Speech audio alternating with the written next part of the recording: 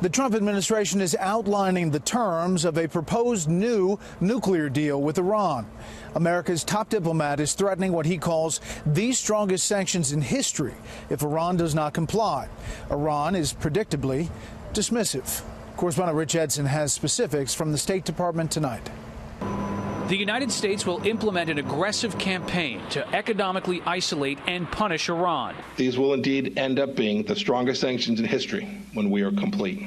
Borrowing a tactic and even a name from the administration's North Korea policy, Secretary of State Mike Pompeo promises an historic pressure campaign against Iran. State Department officials say they will continue working with allies to create a global coalition to counter Iran.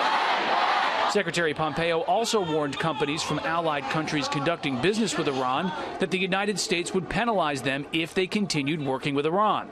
All part of what the administration says is a robust strategy to address Iran's behavior beyond nuclear activity. We will track down Iranian operatives and their Hezbollah proxies operating around the world, and we will crush them.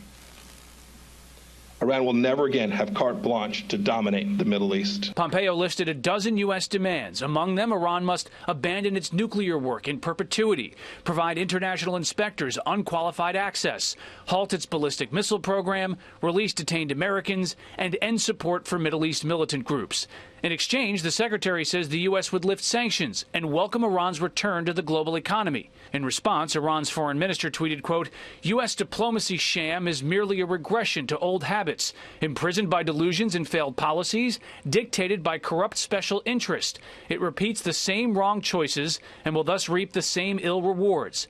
British Foreign Secretary Boris Johnson, speaking just ahead of Secretary Pompeo, says a larger agreement addressing all of Iran's aggressive behavior won't be very easy to achieve in a reasonable time. Brett?